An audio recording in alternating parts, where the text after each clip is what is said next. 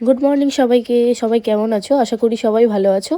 আজকে আমি তোমাদের সাথে শেয়ার করব নরম তুলতুলে নান আর মটর পনির। এইভাবে একবার বানিয়ে দেখো, টেস্টে কিন্তু একদম রেস্টুরেন্টের মতনই আসবে। কিভাবে বানাই চলো তোমাদের সাথে শেয়ার করি। বাজারে মটরশুঁটি সস্তা থাকতে থাকতেই কিন্তু এই রেসিপিটা অবশ্যই একবার হলেই ট্রাই করো।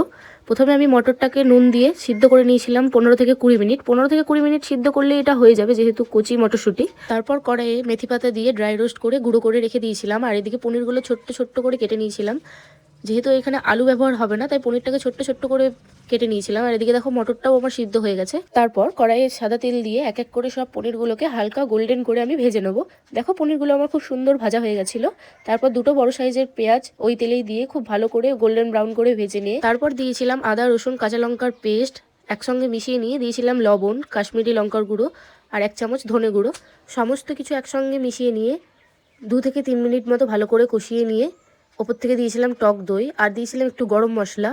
টক দইটা দিয়েও 1 মিনিট মতো কষিয়ে নিয়ে দিয়েছিলাম দুধ। দুধটা কিন্তু এখানে অবশ্যই লাগবে, জল দিলে কিন্তু টেস্টটা অতটাও ভালো আসবে না। তারপর দিয়েছিলাম সিদ্ধ করে রাখা মটর আর ভেজে রাখা পনির। সমস্ত কিছু একসঙ্গে ভালো করে 2 থেকে 3 মিনিট ফুটিয়ে নেবার পর টেস্টের ব্যালেন্স আনার জন্য একটু দেবো চিনি আর ড্রাই রোস্ট করে রাখা মেথি পাতাটা ওপর থেকে দিয়ে দেবো। ব্যাস, মটর পনির একদম আমাদের রেডি। এরপর নানপুরিটা করবার জন্য আমি নিয়েছিলাম ময়দা, তারপরে দিয়েছিলাম নুন, চিনি, বেকিং পাউডার, বেকিং সোডা, পরিমাণ মতো দেবো সাদা তেল। সাদা তেলটা দিয়ে ভালো করে মিশিয়ে নেবো। মিশিয়ে নেবার পর দেবো টক দই। টক দইটা দিয়েও ময়দাটা ভালো করে মেখে নেবার পর খুবই অল্প পরিমাণে আমাদের জল লেগেছিল। তারপর ময়দাটা ভালো করে নরম করে মেখে নিয়ে ঢাকা দিয়ে রেখে দিয়েছিলাম 1.5 ঘন্টা মতো। 1.5 ঘন্টা পর এক এক করে সব বেলে নেবো। বেলে নেবার পর সুন্দর করে তেল গরম করে ছেঁকে নেবো।